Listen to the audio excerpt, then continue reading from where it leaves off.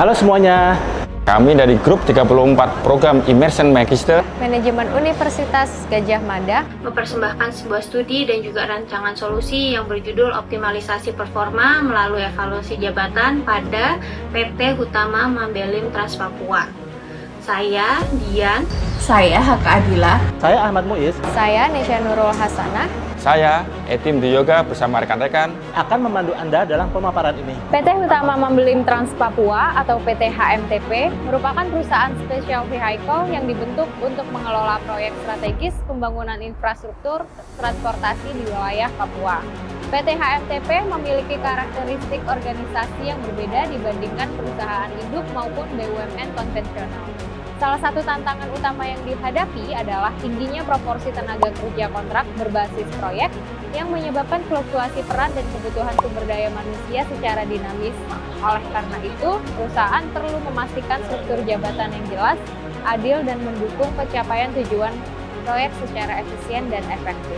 HMTP melakukan job evaluasi secara komprehensif, berdampak pada risiko seperti ketidakjelasan antar peran jabatan, efisien dalam perencanaan kebutuhan tenaga kerja. Untuk menjawab tantangan tersebut, HMTP akan melakukan job evaluasi berdasarkan sistematik, objektif, dan terstandarisasi. Landasan teori yang kami gunakan adalah evaluasi jabatan.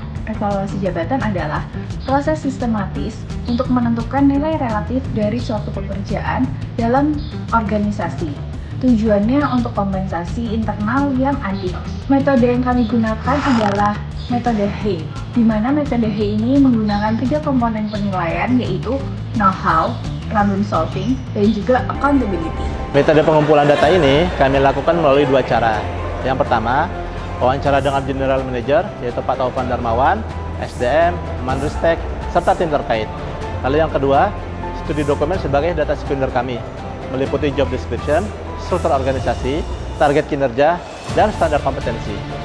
Untuk instrumen penelitian yang digunakan, yaitu meliputi panduan wawancara, serta table point HEI untuk mengkonversi skor penilaian menjadi nilai jabatan. Tahapan penelitian ini selanjutnya akan dilakukan melalui tahapan yang pertama, wawancara awal, lalu pengumpulan data, analisis dan evaluasi jabatan, validasi, dan finalisasi.